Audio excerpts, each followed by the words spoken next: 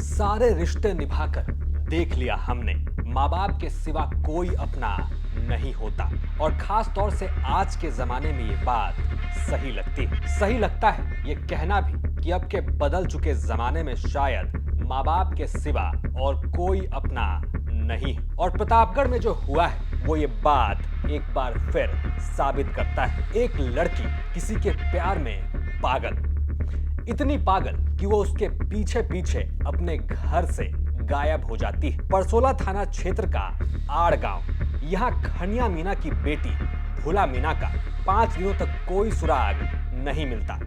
और 5 दिन बाद भोला मीना जमीन के अंदर गड़ी मिलती है, वो भी अपने आशिक के गांव में। उस लड़की को ढूंढने की तलाश वहां जाकर खत्म हुई जहां वो दफन हो चुकी थी। लेकिन मिट्टी से बाहर निकला उसका एक हाथ गवाही दे रहा था कि वो दफन नहीं हुई बल्कि की गई है। तो होता यह कि 12 जून यानी पिछले गुरुवार के रोज भोला मीना अपने बहन के साथ मूंग काटने बगल के भरकुंडी गांव जाती है और यहीं से वो लगातार लापता थी। इसके बाद 13, 14, 15 एक एक करके 5 रोज गुजर जाते हैं, लेकिन भोला तो क्या उसका कोई सुराग नहीं मिलता।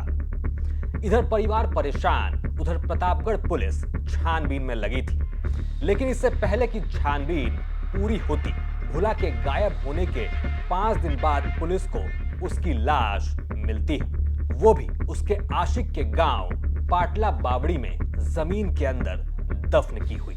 देखिए, आज हमारे को एक सूचना प्राप्त हुई थी कि पारसोला थाना क्षेत्र की एक रहने वाली लड़की जो है पिछले 5-6 दिनों से मिसिंग है। उसके परिजनों की रिपोर्ट पे जब उस लड़की की तलाश करी तो ज्ञात हुआ कि वो पारसोला थाना क्षेत्र के ही बाजड़ा बांध के पास किसी गांव में किसी से मिलने आई थी।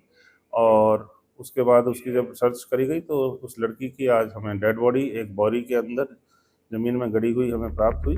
जब से भोला गायब हुई थी तब से परिवार को शक था कि हो ना हो उसके प्रेमी कन्हैया मीना ने ही उसे गायब किया है। और इसी शक में भोला के परिवार वाले उसे ढूंढने कन्हैया के गांव पहुंच जाते हैं। यहाँ तब तक सब कुछ ठीक था जब तक एक जगह से बदबू नहीं आने लगती। कन्हैया के घर के बगल में एक जगह पर तेज दुर्गंध आ रही थी।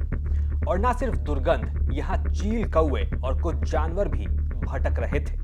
भोला के परिवार वालों को डराने के लिए यही बात काफी थी, लेकिन उन्हें अचानक जमीन के अंदर से निकला हुआ एक हाथ दिखता है। और फिर क्या, एक तरफ जमीन के अंदर से मरी हुई भोला मीना निकलती है और एक तरफ उसके परिवार में मातम पसर जाता है। यहाँ आपको बता दें कि भोला की लाश यूं ही नहीं निकली बल्कि उसके शरीर की बहुत बुरी हालत कर दी गई थी, ऐसी कि हम आपको न बता सकते हैं और ना दिखा सकते हैं। और उसकी जब सर्च करी गई तो उस लड़की की आज हमें डेड बॉडी एक बोरी के अंदर जमीन में गड़ी हुई हमें प्राप्त हुई। हमने उसको एफएसएल टीम को मौके पर बुलाया, हमारी एमओबी टीम पहुंची और हमने उसको सुरक्षित तरीके से उसको बाहर निकाला और उसका भी मेडिकल बोर्ड से पोस्टमार्टम किया जा रहा है।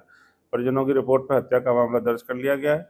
प्रारंभिक जानकारी अभी यही सामने आई है कि जिस गांव में उसके पास उसकी जो डेड बॉडी मिली है उसमें किसी लड़के के साथ उसका वो मिलने आई थी। उसके बाद आगे क्या हुआ उसके बारे में पूरा अनुसंधान किया जा रहा है। शायद कन्हैया के घर के बगल में भोला की लाश मिलना सब कुछ बता रहा था कि भोला को किसने मारा होगा, किसने उसका ये हाल किया होगा और किसने उसे इस तरह दफनाया होगा।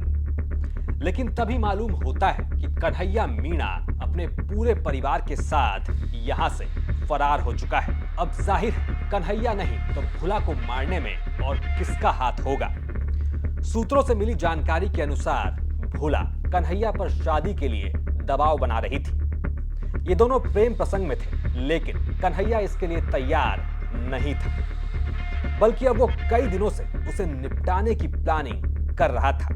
12 जून की रात वो भोला से मिलता है और आखिरकार अब उसे भोला को हमेशा हमेशा के लिए भुलाना था। कन्हैया भोला को उसी के दुपट्टे से गला घोंटकर पहले मारता है और फिर बड़ी बेरहमी से उसे जमीन के अंदर दफन कर देता है। अब ये मानते हुए कि कन्हैया ने ये काम अकेले नहीं किया है, प्रतापगढ़ पुलिस मामले की जांच कर रही है। लेकिन जिस तरीके से कन्हैया पूरे परिवार के साथ फरार है, ये कहना गलत नहीं होगा कि वही भुला का हत्यारा है। प्रतापगढ़ से ये खबर थी हमारे संवाददाता संजय जैन की। आप देख रहे थे क्राइम सीन। साथ ही राजस्थान की तमाम खबरों के लिए आप देखते रहिए राजस्थान तक।